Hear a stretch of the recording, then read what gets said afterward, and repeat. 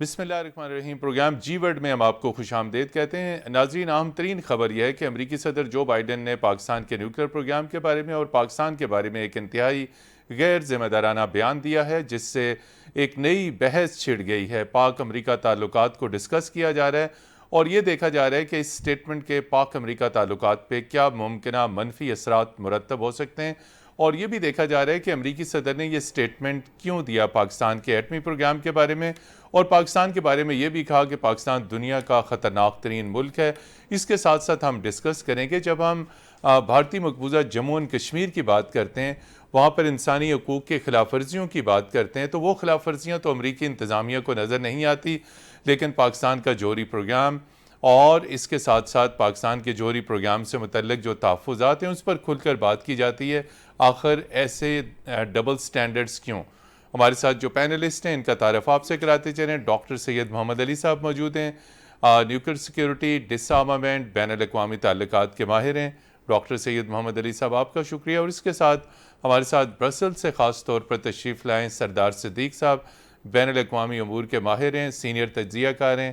سردار صدیق صاحب آپ کا بھی بہت شکریہ۔ اور ناظرین، ہمارے ساتھ موجود ہیں سینئر تجزیہ کار، بین الاقوامی امور کے ماہر اور خاص طور پر کشمیر امور کے ماہر سید علی رضا صاحب، جو برسلز میں مقیم ہیں اور خاص طور پر پاکستان کے دورے میں آئے ہوئے ہیں۔ سید علی رضا صاحب آپ کا بھی بہت شکریہ۔ جی ڈاکٹر سید محمد علی صاحب، شارٹ کٹ اینڈ بنیادی سوال کہ اتنی ساری ایفرٹس گزشتہ 4-5 ماہ میں کی گئی پاک امریکہ تعلقات میں بہتری کے لیے، اور حال ہی میں آپ نے دیکھا سپٹمبر میں وزیر اعظم شہباز شریف کی بھی ملاقات ہوئی امریکی صدر جو بائیڈن سے ریسیپشن کے اوپر، اگرچہ کہ مختصر ملاقات تھی لیکن مفصل ملاقات جو ہوئی وہ وزیر خارجہ بلاول بھٹو زرداری کی امریکی وزیر خارجہ بائیڈن کے ساتھ ہوئی۔ دونوں طرف سے مکمل اطمینان کا اظہار، اور اب یہ کہا جا رہا تھا کہ تعلقات دوبارہ معمول کی طرف آ چکے ہیں۔ تو آپ کیسے دیکھتے ہیں امریکی صدر بائیڈن کے اسٹیٹمنٹ سے ان پاک امریکہ تعلقات پہ یقینی طور پہ کوئی منفی اثر پڑے گا؟ جی بہت شکریہ، آپ نے ایک بہت اہم موضوع کا انتخاب کیا اور مجھے مدعو کیا۔ سب سے پہلے تو میں یہ کہنا چاہتا ہوں کہ دیکھیں جی، آپ کے ناظرین جانتے ہیں کہ پاکستان کا جو ایٹمی پروگرام ہے وہ پاکستان کی قومی سلامتی کی سب سے بڑی ضمانت ہے۔ It is a political, it enjoys a national consensus مکمل طور پر غیر سیاسی، بالکل، اور فوجی قیادت ہو، سویلین قیادت ہو، قومی جذبات ہوں، آپ پچھلے 40 سال میں دیکھ لیں ہر حکومت نے اس میں کنٹریبیوٹ کیا ہے، اور پوری قوم کے لیے یہ سب سے بڑا ایک سرمایہ افتخار بھی ہے اور قومی سلامتی کی ضمانت بھی ہے، نمبر 1۔ نمبر 2 یہ کہ پاکستان کے جو دو طرفہ تعلقات دنیا کے کسی بھی ملک سے ہیں، وہ اس قومی سلامتی کے حساس اور اہم ترین معاملے پہ پاکستان کی کوئی بھی حکومت جو ہے وہ اثر انداز ہونے کی اجازت نہیں دے سکتی۔ تیسری بات یہ ہے کہ پاکستان کا جو ایٹمی پروگرام ہے، بہت سے آپ کے لوگ یہ نہیں جانتے کہ وہ 50 کی دہائی میں ایکچولی شروع ہوا تھا، اور تقریباً ہمارا 70 سال سے چلتا رہا، 70 سال سے زیادہ کا ہمارا تجربہ ہے۔ جب انٹرنیشنل اٹامک انرجی ایجنسی بن رہی تھی تو پاکستان جو ہے اس کے پائنیئرز میں شامل ہے۔ بہت کم آپ کے ناظرین یہ بات جانتے ہیں کہ انٹرنیشنل اٹامک انرجی ایجنسی جو ہے، جو اقوام متحدہ کا ذیلی ادارہ ہے، اس کی فارمیشن میں پاکستان کا نہ صرف اس کی فارمیشن میں بلکہ یہ ایٹمی دنیا میں جو پیسفل مقاصد کے لیے تعاون کیا جاتا ہے اس کا یہ فوکل پوائنٹ ہے۔ تو آپ یہ دیکھیں کہ کئی دفعہ، کم سے کم 3 دفعہ پاکستان جو ہے انٹرنیشنل اٹامک انرجی ایجنسی کے بورڈ آف گورنر کا الیکٹڈ سربراہ رہ چکا ہے۔ اس سے بڑا ثبوت کیا ہو سکتا ہے کہ نہ صرف کہ پاکستان کا ایٹمی پروگرام محفوظ ہے، بلکہ ہمارے سائنسدان اور ان کی جو قابلیت ہے اس کا اعتراف پوری دنیا کرتی ہے، اور پوری دنیا کی ایٹمی جو پالیسی سازی ہوتی ہے اس میں پاکستان کا بڑا اہم کردار رہا ہے۔ سردار صدیق صاحب، بڑا اہم نقطہ انہوں نے ہائی لائٹ کیا کہ امریکہ کو بھارت کی جو ایٹمی پروگرام سے متعلق غیر ذمہ دارانہ اس کی جو حرکتیں ہیں، اس کے جو ایکٹس ہیں، وہاں پہ یورینیم ریڈیو پہ بک رہا ہے، لیکیج کے واقعات ہوئے ہیں، میزائل ان سے رانگلی فائر ہو کے پاکستان آ جاتا ہے، تو آخر امریکہ کو ہندوستان کی جو نیوکلیر وائلیشنز ہیں وہ نظر نہیں آتی۔ سیفٹی اینڈ سیکیورٹی کے اعتبار سے اگر ہم بات کریں تو پاکستان کا nuclear programme safety and security میں دنیا میں ریکگنائز، اور ہندوستان کا انتہائی غیر ذمہ دارانہ۔ جی ایک تو آپ کا شکریہ جی، آپ نے ہمیں موقع دیا، اور یہ آج موضوع اچانک آپ کے پروگرام میں یہ ہمیں پتہ چلا کہ اس طرح کی بائیڈن کی سٹیٹمنٹ آئی. تو میں تو کہوں گا کہ آپ نے گھبرانا نہیں ہے متین صاحب، یہ سٹیٹمنٹ اس سے پہلے بھی آتی رہی ہیں. کیونکہ اس لیے نہیں گھبرانا کہ ہم معاشی طور پہ بہت سٹرونگ ہیں، عسکری طور پہ بھی ماشاءاللہ ہم بہت سٹرونگ ہیں. اس ملک کے ساتھ ایک یہ مذاق جو کافی عرصے سے یہ جو یورپین اور امریکن کر رہے ہیں، آپ کیا سمجھتے ہیں کہ امریکنز کو نہیں پتا کہ ہمارا جو نیوکلیر پروگرام ہے وہ کتنا سیف ہے؟ ہم سے زیادہ انہیں پتا ہے. اب اگر وہ پولیٹیکل بھی، جیسے سر کہہ رہے ہیں کہ پولیٹیکل، کیونکہ آگے الیکشن ہونے جا رہے ہیں اور بائیڈن صاحب کو شاید اس بیان سے فائدہ ہو، لیکن پرابلم فائدہ ان کو ہوگا، نقصان تو میرا ہو گیا. میرا اگر گھر، میرا اگر ملک ان بیانوں سے اس پہ ایک پریشر آتا ہے، اکنومیکل پریشر آتا ہے، اور دنیا میں آپ کی ایک جو بدنامی کے باعث، تو پہلے بھی ہمارا جو پولیٹیکل انسٹیبلٹی ہے، ہماری اندر کی جو کشمکش ہے، جو ہمارے اندر کی جو لڑائی ہے، وہ آپ نے دیکھا کہ پاکستان میں لوگ بھی ایک افراتفری کی صورتحال میں. جی سید علی رضا صاحب، دونوں دوستوں نے جو نکات اٹھائے، کیا آپ سمجھتے ہیں کہ یہ محض دیگر طاقتوں کو، بھارت کو خوش کرنے کی کوشش ہے؟ بھارت کی جو نیوکلیئر سیفٹی سے متعلق جو پروٹوکولز ہیں، جو وائلیشنز ہوئی ہیں، ان کو نظر انداز کر کے پاکستان کے اوپر دباؤ بڑھانے کی کوشش ہے؟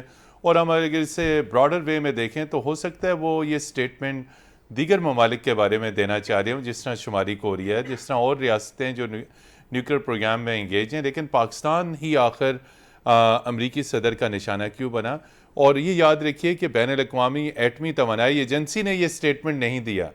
اس ایجنسی کے مطابق پاکستان کا پروگرام انتہائی ذمہ دارانہ، محفوظ ہاتھوں میں ہے. تو کیا جس طرح محمد علی صاحب نے کہا پولیٹیکل پوائنٹ سکورنگ کے لیے، یا اس کے پیچھے اور مقاصد ہو سکتے ہیں؟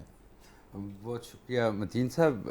پہلی بات تو یہ ہے کہ جس طرح ڈاکٹر محمد علی صاحب نے کہا، اس میں پولیٹیکل سکورنگ تو ہے جی، کیونکہ مڈ ٹرم الیکشنز آ رہے ہیں، اور وہاں پہ جو بھارتی انہوں نے عوام کے سامنے کچھ تو بیانیہ رکھنا ہے. ہاں، اور بھارتی نژاد جو لابی ہے وہ بڑی بہت مضبوط ہے.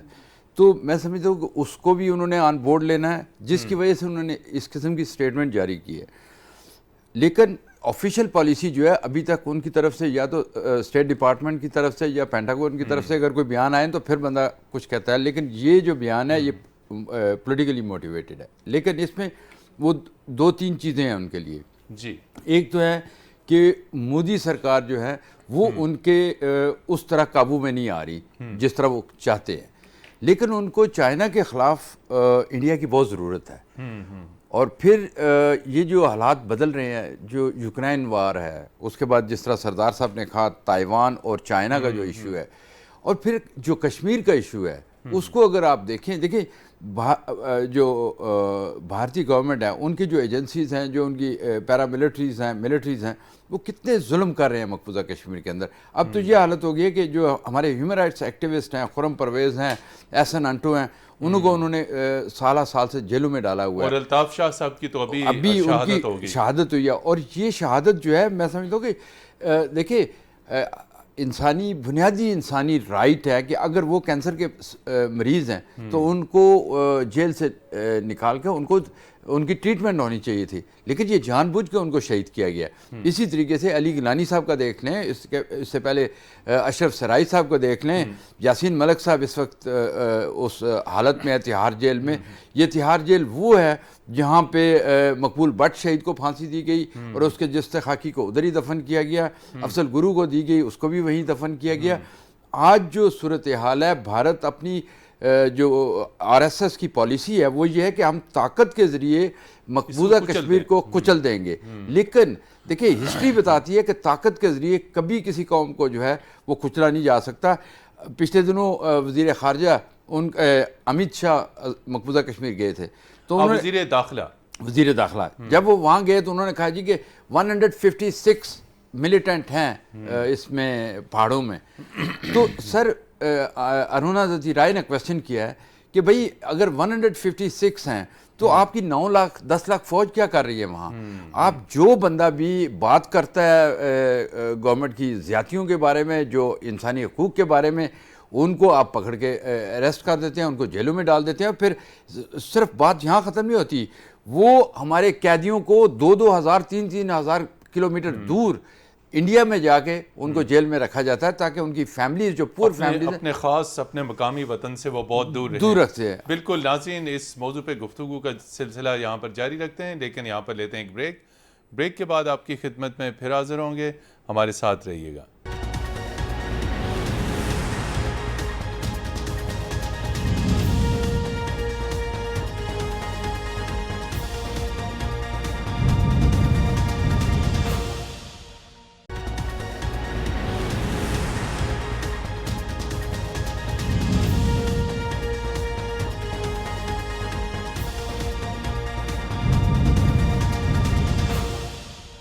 جی ناظرین، پروگرام جی ورڈ میں ایک مرتبہ پھر خوش آمدید. ہم بات کر رہے ہیں پاکستان کی خارجہ پالیسی. امریکی صدر کے پاکستان کے بارے میں انتہائی غیر ذمہ دارانہ بیان امریکی سفیر کو دفتر خارجہ میں طلب بھی کیا گیا. ڈاکٹر سید محمد علی صاحب سفیر صاحب طلب ہو گئے، اور وزیر خارجہ بلاول بھٹو زرداری صاحب نے یہ کہا تھا کہ جی ہم ان کو طلب کریں گے، وہ طلب بھی ہو گئے.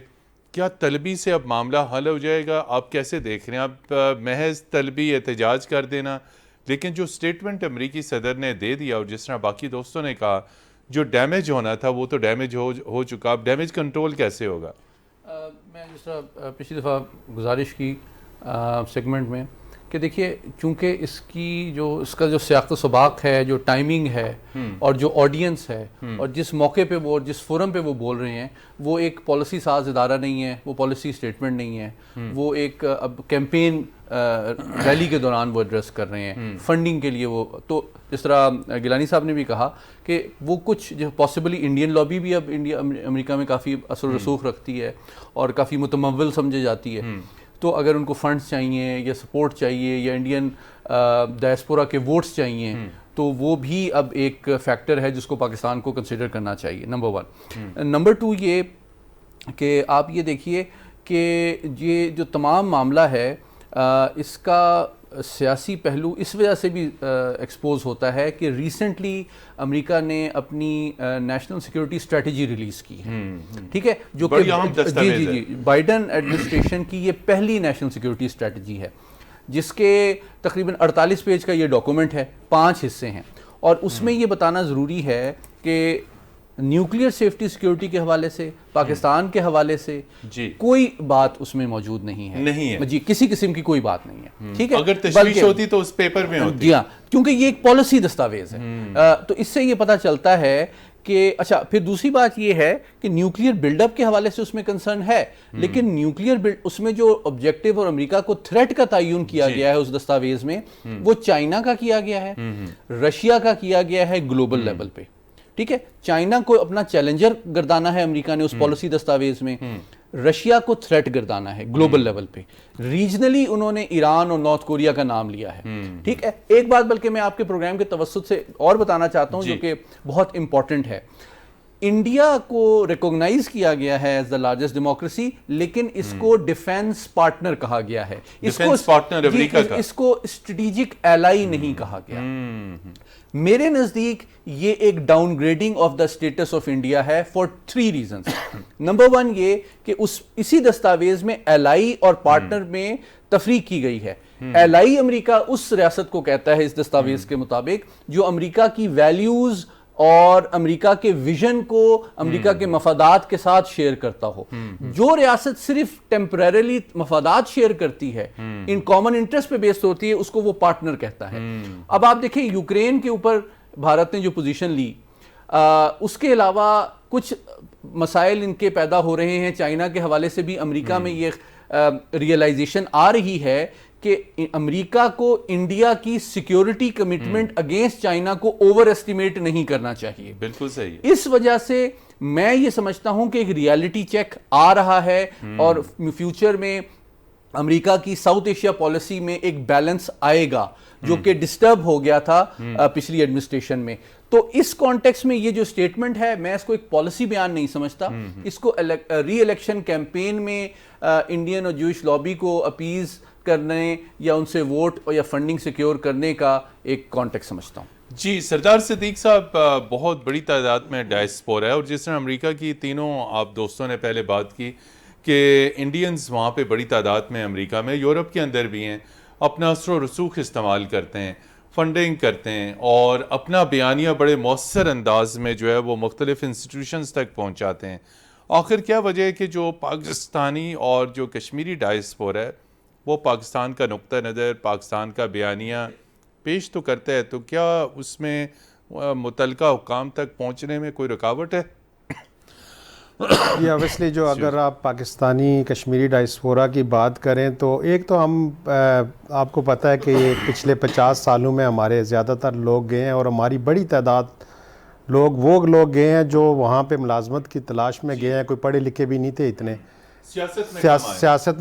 سیاست میں پھر بھی اگر ابھی کمپیئر کیا جائے تو سیاست میں ہم انڈیا، اگر یو کے کا کیا جائے تو انڈیا کے تقریباً ہم برابر ہیں، صرف ایک فیلڈ میں.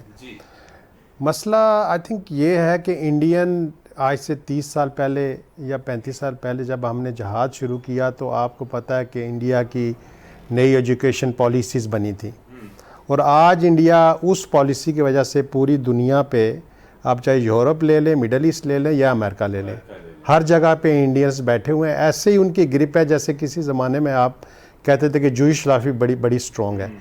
اس میں ہمارا جو رول ہے، جتنی ہماری استطاعت ہے، جتنا ہمارا اپنے اگر علی صاحب ایکسپرٹ ہیں نیوکلیئر پہ تو میں وہ ایکسپرٹیز نہیں رکھتا. تو میری جو ایکسپرٹیز ہے میں اس کے مطابق ٹاپک جو میرا ہیومن رائٹس کا ہوتا ہے، کشمیر کا ہوتا ہے، اپنے بزنس کمیونٹی کے حوالے سے ہوتا ہے، پاکستان ٹو ورڈ پاکستان ہم ایمبیسیز کے ساتھ مل کے پاکستان کے حوالے سے سیمینار، ایکٹیویٹیز، یونیورسٹی سارا کچھ کرتے ہیں. لیکن بدقسمتی ہماری یہ ہے کہ ہماری جب بھی کوئی ایک تو سیاسی گورنمنٹس کبھی بھی سٹیبل نہیں رہی، اور جب بھی کوئی گورنمنٹ آتی ہے فورن آفس کی اپنی پالیسی ہوتی ہے، جب کوئی نئی گورنمنٹ چینج ہوتی ہے اس کی دوسری پالیسی ہوتی ہے. یہ ایک بڑا فقدان ہے کوارڈینیشن، تبدیل ہو جاتے ہیں. اور دوسرا پاکستانی جو ڈائسپورا ہے اس میں اور کوارڈینیشن ایمبیسیز، سفارتکار جو ہوتے ہیں اس میں بڑی کم ہے. اس طرح سے نہیں ہے جس طرح انڈینز انوالو ہیں. انڈینز اپنی پوری بزنس کمیونٹی کو ہر مقاصد کے لیے یا ان کے استعمال کرتے ہیں، اور پوری ان کی ایک آرگنائزیشن ہے. اس پہ وہ اپنے وہ جو فنڈ، اپنی بڑی جو جیسے پوری دنیا کی جو ملٹی نیشنل کمپنیز ہیں وہ پوری طرح انوالو ہوتی ہے. اور انڈیا کو آپ کو پتہ ہے کہ ہم سے عسکری چلو ایک فیکٹر ہے جس میں ہم لوگ یہاں پہ رہتے ہیں تو شاید ہمیں، لیکن اس کی جو اکنامیکل سچویشن ہے وہ اتنی اسٹرانگ ہے کہ برٹن اور یورپ جب فری ٹریڈ ایگریمنٹ کی بات ہوتی ہے تو وہ انڈیا کی طرف دیکھتے ہیں اور ٹرمز اینڈ کنڈیشن انڈیا طے کرتا ہے. تو آپ فرق دیکھ لیں کہ ہماری جو سچویشن ہے وہ اتنی ویک ہے، اتنی اسٹرانگ نہیں ہے، اور پھر ہم اس طرح سے جو ہمارا انفلوئنس ہے وہ بہت کم ہے جس طرح انڈیا کا ہے، اور انٹرسٹ بہت تھوڑے ہیں جس طرح انڈیا کے بڑے. تو ہماری کمزوریاں بہت زیادہ ہیں.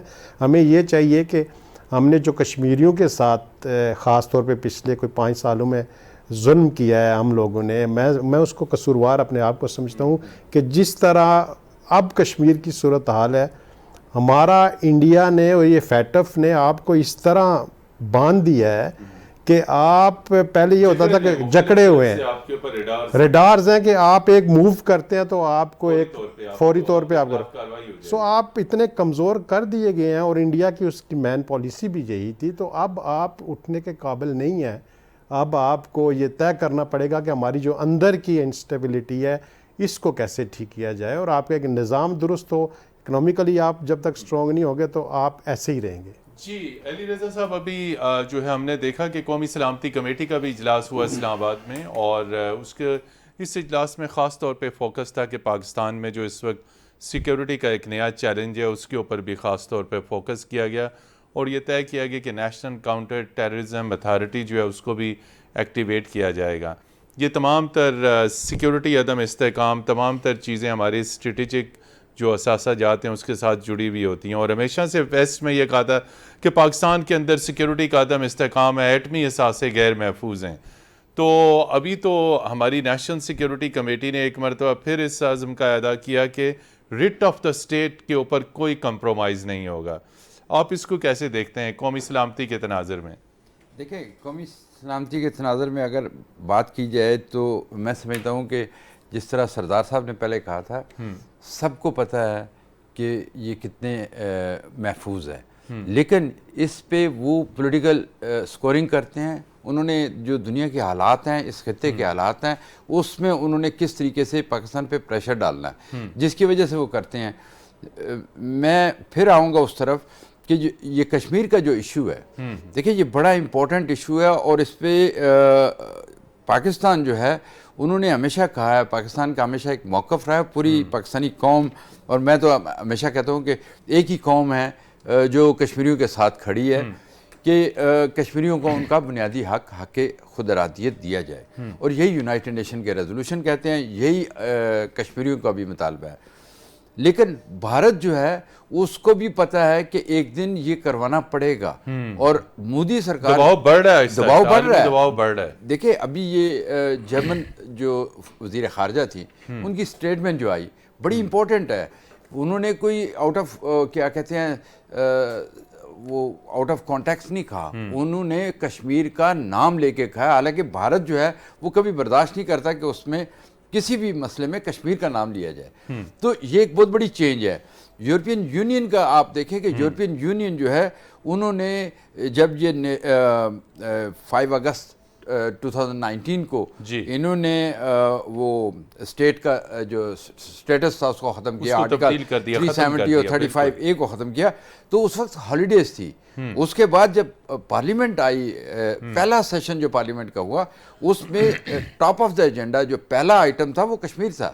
تو اس میں انہوں نے اسٹیٹمنٹ جاری کی, انہوں نے کہا کہ یہ جو ہو رہا ہے وہ غلط ہو رہا ہے. تو میں سمجھتا ہوں کہ بے شک ان کے مفادات ہیں, کوئی بھی ملک جو ہے وہ اپنے جو ملک کے مفادات ہیں اس کو سامنے رکھتا ہے, لیکن یورپ کے حوالے سے میں کہوں گا کہ وہاں پہ ہیومن رائٹس جو ہے اس کی بڑی اہمیت ہے.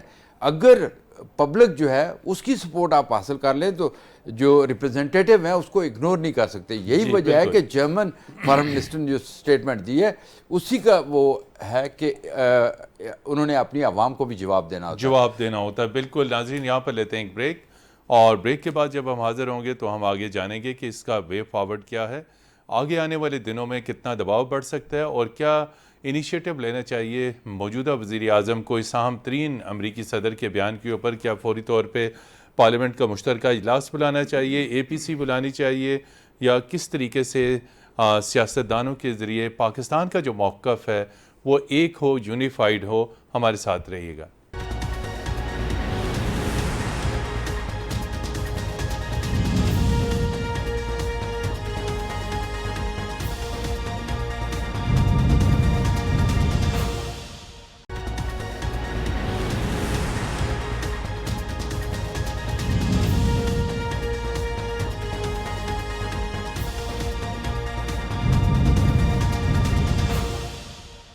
جی ناظرین, پروگرام جی ورلڈ میں ایک مرتبہ پھر خوش آمدید, اور ہم بات کر رہے ہیں امریکی صدر جو بائیڈن کے پاکستان کے ایٹمی پروگرام کے بارے میں تہلکہ خیز بیان, اور پاکستان کو کیا کرنا چاہیے. ڈاکٹر سید محمد علی صاحب, ہمیشہ جب خارجہ پالیسی میں سیکیورٹی کے معاملات میں کو اہم ترین ڈیولپمنٹ ہوتی ہے تو اس کے اوپر پاکستان میں سیاسی سطح کے اوپر بھی ہمیں کوئی حرکت نظر آتی ہے. پارلیمنٹ کا مشترکہ اجلاس بلایا جاتا ہے, یا وزیر اعظم APC طلب کرتے ہیں, یا تمام پولیٹیشین سے رابطے کیے جاتے ہیں تاکہ ایک مشترکہ اور متحدہ جواب آئے, اور یہ لگے کہ پاکستان میں سیاسی جو لیڈرشپ ہے وہ منقسم نہیں ہے. آپ کیا سمجھتے ہیں, کیا فوری طور پہ ایکشن لینا چاہیے چونکہ پاکستان کی سیکیورٹی کا معاملہ ہے؟ دیکھیں اس کے 4 پہلو ہیں. نمبر 1 یہ کہ آپ کو پتہ ہے کہ پاکستان کا جو ایٹمی پروگرام ہے, جس طرح میں نے پہلے کہا, وہ پاکستان کی قومی سلامتی کی سب سے بڑی ضمانت ہے, اور وہ ریفلیکٹ کرتا ہے قوم کے کانفیڈنس کو بھی, ایسپیریشن کو بھی, اور امنگوں کو بھی. پاکستان کی تاریخ میں جو 28 مئی 1998 کا دن ہے وہ ہماری قوم کے سب سے بڑے فخر کی وجہ بنتا ہے, دھماکے کی. بالکل. تو اور تمام, اور یہ پروگرام جو ہے دراصل ہماری قوم کی صلاحیتوں کی بھی ترجمانی کرتا ہے کہ جب یہ قوم اپنے میرٹ کو, اپنے وسائل کو, اپنی پولیٹیکل ول کو, اپنے عزم مصمم کو مجتمع کر لیتی ہے, تمام سیاسی, گروہی, دوسرے لسانی اختلافات سے بالاتر ہو کے, تو دنیا چاہے پوری دنیا آپ کے خلاف ہو تو آپ اپنا مشکل سے مشکل جو ہدف ہے اس کو حاصل کر سکتی ہے.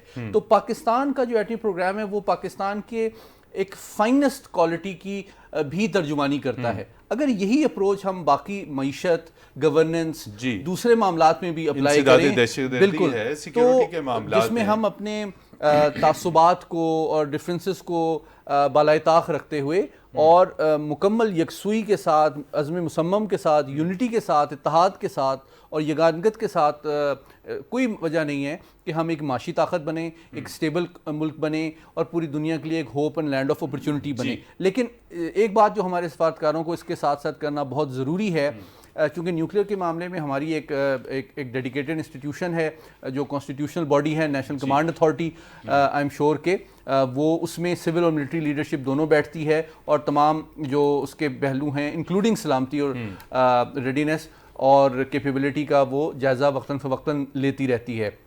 اور آپ جانتے ہیں کہ وزیر اعظم اس کی سربراہی کرتے ہیں.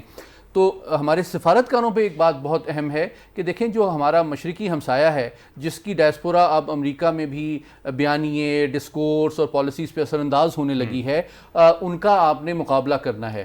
اور اس کا مقابلہ صرف دفتر خارجہ نے نہیں کرنا, وہ ہمارے تھنک ٹینکس نے بھی کرنا ہے, ہمارے میڈیا نے بھی کرنا ہے, آپ جیسے اینکرز نے بھی کرنا ہے, ہمارے جو دوست برسلز میں ہیں, لنڈن میں ہیں, واشنگٹن میں ہیں, نیو یارک میں, انہوں نے بھی کرنا ہے. اور جو انڈیا کی ڈپلیسٹی اور انکنسسٹنسی ہے ان کو ایکسپوز کرنا ہے. دیکھیں ایک کوئکلی میں بتا دوں, دیکھیں انڈیا نے وائلیٹ کیے جو نارمز ہیں اپنے نیوکلیئر مٹیریل کے, اور آج وہ نیوکلیئر سپلائرز گروپ کا ممبر بننا چاہتا ہے, جو بنا ہی انڈیا کی وائلیشن کی وجہ سے تھا. انڈیا نیم کا لیڈر گردانتا تھا اپنے آپ کو, حقیقت میں وہ دونوں امریکہ اور ویسٹ سے ہتھیار لے رہا تھا. دیکھیں بلوچستان کے بارے میں وہ بات کرتا ہے, کشمیر کی ہیومن رائٹ سچویشن کو وہ اگنور کرتا ہے. ٹھیک ہے, جو ہماری جذبہ حریت ہے, حریت آزادی جو کہ یو این مینڈیٹڈ ان کا رائٹ ہے, اس کے جگہ پہ اس کو ٹیررزم سے گردانتا ہے. فیٹف کی بھی اگر آپ بات کی جائے تو وہ پاکستان پہ ایک معاشی دباؤ بڑھانے کا ایک انسٹرومنٹ بن چکا ہے جس پہ بھارت اثر انداز ہو رہا ہے. تو ان تمام چیزوں کو دیکھ کے ہماری سفارتکاروں کے لیے بہت ضروری ہے کہ وہ بھارت کا اصلی چہرہ ہر ایوان پہ, ہر فورم پہ بے نقاب کریں. سردار صدیق صاحب, ہم نے بالکل دیکھا انسداد دہشت گردی ہو, کشمیر کی پالیسی ہو, جوہری پالیسی ہو, پاکستان میں ہمیں سیاسی اتفاق دکھائی نہیں دیتا. پارلیمنٹ کا مشترکہ اجلاس ہوتا ہے تو پی ٹی آئی غائب ہو جاتی ہے, پی ٹی آئی برسر اقتدار ہوتی ہے تو دوسری سیاسی اتفاق کے رائے ہماری خارجہ پالیسی, ہماری کشمیر پالیسی, ہماری نیوکلیئر پالیسی, ان تمام تر چیزوں کے اوپر ہم دیکھیں کہ تمام مقتدر سیاستدان کٹھے بیٹھے ہوئے ہوں, جس کا ایک پازیٹیو امیج پوری دنیا میں جائے گا اور ایک پازیٹیو میسج جائے گا. آپ نے خود ہی ساری چیزیں ہمیں بتا دی کہ ہمارے اندر اتفاق و اتحاد کتنا ہے, اور خاص طور پہ ڈاکٹر صاحب نے جتنا ایک اچھا لیکچر جامع انداز میں لیکچر دیا ہے, تو اس پہ اگر یہ عمل کریں تو پاکستان کے یہ مثال ہی ہوں. یہاں پہ زیادہ تر آپ جہاں بھی دیکھیں سیاسی جماعتوں سے لے کے جو جمہوری جماعتیں کہلاتی ہیں ان کے اندر کتنی جمہوریت ہے, جمہوریت نہیں ہے. اس کے علاوہ ہماری جو اسٹیٹ پالیسی ہوتی ہے اس پہ بھی آپس میں کوئی اتفاق رائے نہیں ہوتی, ہمیشہ ایک بے ہنگم اور دوسری بات یہ ہے کہ جب آپ کے اپنے پرسنل انٹرسٹ, چاہے آپ کسی بھی جماعت سے ہو, اداروں سے ہو, جب آپ کے اپنے پرسنل انٹرسٹ سرو کرنے شروع ہو جائیں گے تو پھر اسٹیٹ, سیاسی جماعتیں, کوئی ادارے چلتے ہی نہیں ہیں, وہ تباہ و برباد ہو جاتے ہیں, جو پاکستان کا المیہ ہے اس وقت. پاکستان کا ڈاکٹر صاحب نے کہا کہ نیوکلیئر ہمارا ایسٹ ہے, ہمارا فخر ہے بالکل, لیکن کاش کہ ہمارا یہ کوئی جو معاشی سفر ہوتا ہے یہ بھی اسی طرح بہترین ہوتا چارٹر آف اکانومی, یعنی معاشی دستاویز بھی کوئی ہوتی. جی, اب آپ کو جو ہے نا کیا کہتے ہیں مساق معیشت کرنا پڑے گا. جی, اس کے لیے آپ کو کام کرنا پڑے گا, سب لوگوں کو ایک ٹیبل پہ بیٹھنا پڑے گا کہ پاکستان کو آگے لے کے جانا ہے تو مساق کے معیشت ہو, ساری سیاسی جماعتیں آن بورڈ ہوں, مداخلت ایک سمت کا تعین ہو. بالکل علی رضا صاحب, مداخلت کم سے کم ہو. جی متین صاحب, میں آپ کو کہوں گا کہ یہ وقت ہے اب پاکستان کے پاس سیاسی اتفاق رائے ہو, اتحاد ہو, تقسیم ختم ہو. دیکھیں جب تک اکانومی مضبوط نہیں ہوگی پاکستان, آپ کی خارجہ پالیسی اور آپ کی ڈیفنس پالیسی بالکل یہ اس کے ساتھ جڑی ہوئی ہیں. اور اس وقت جو پاکستان آج تک جو میں دیکھتا رہا ہوں, میری اپنی آبزرویشن یہ ہے کہ ہم ہمیشہ ایڈ ہاک بنیادوں پہ کام کرتے ہیں, ہماری کوئی لانگ ٹرم اسٹریٹجی نہیں ہوتی. ایک پولیٹیکل پارٹی آتی ہے تو وہ دوسری پولیٹیکل پارٹی کے خلاف چلی جاتی ہے, ان کے کیے ہوئے کاموں کو, تو یہ چیزیں ختم ہونی چاہیے. جو نیشنل انٹرسٹ کی چیزیں ہیں, کشمیر کاز ہے, نیوکلیئر ایسٹس ہیں, یہ ساری چیزیں جو ہیں اس پہ ہمیں سب کو ایک ہونا پڑے گا. اور اپنی اکانومی کو بہتر کرنے کے لیے میں سمجھتا ہوں کہ لانگ ٹرم منصوبے بنائے جائیں اور کوئی بھی حکومت آئے وہ اس پہ عمل درآمد کرے. اور یہ فرض بنتا ہے ہماری جو انسٹیٹیوشنز ہیں ان کا بھی کہ وہ جو بھی اس لائن سے ہٹنے کی کوشش کرے تو ان کو اتفاق رائے کے ساتھ اس پہ لایا جائے تاکہ پاکستان اگر ترقی نہیں کرے گا, پاکستان مضبوط نہیں ہوگا, اکنامیکلی مضبوط نہیں ہوگا, تو آپ کے پاس ایٹمی ہتھیار ہو, سب کچھ ہو, اس کی کوئی اتنی ویلیو نہیں رہتی اور نہ ہم مؤثر جواب دے سکیں گے. بالکل سوویت یونین ہمارے سامنے ہے, سوویت یونین کے پاس ایٹمی ہتھیار کتنے تھے لیکن اکانومی جو ہے وہ کولیپس کر گئی تھی. ہمیں دیکھنا ہوگا کہ اپنی اکانومی کو مضبوط کریں اور مضبوط پاکستانی کشمیریوں کی آزادی کا ضامن ہے. بالکل ناظرین, اگر ہماری معیشت ٹھیک ہے تو ہماری خارجہ پالیسی, ہماری سلامتی کی پالیسی, ہمارا دفاع اور پھر جس طریقے سے عالمی رہنماؤں کے غیر ذمہ دارانہ سٹیٹمنٹس ہیں جس طرح کہ جو بائیڈن صاحب نے دیا, تو پاکستان اگر ایک مضبوط معاشی قوت ہوگا تو یقینی طور پہ بہت کرارا جواب دے سکے گا. وہ اس لیے کہ اس کرارے جواب کے نتیجے میں اگر کسی بھی قسم کی پابندیاں ہوں تو مضبوط معیشت والے ملک کے اوپر اس کا کم اثر پڑتا ہے. تو لہٰذا ہمیں فوری طور پر اپنی معیشت کو مضبوط کرنا ہوگا, چونکہ مضبوط معیشت, مضبوط خارجہ پالیسی, آزاد خارجہ پالیسی, دفاع, قومی سلامتی اور نیوکلیر پالیسی کی ضمانت ہے. ڈاکٹر سید محمد علی صاحب, سردار صدیق صاحب, خاص طور پہ آپ بیلجیم سے تشریف لائے, اور سید علی رضا صاحب آپ بھی خاص طور پر بیلجیم سے تشریف لائے. آپ تینوں حضرات کا بہت شکریہ. پروگرام جی برڈ کی ٹیم کو اگلی اتوار تک کے لیے اجازت دیجیے. خدا حافظ.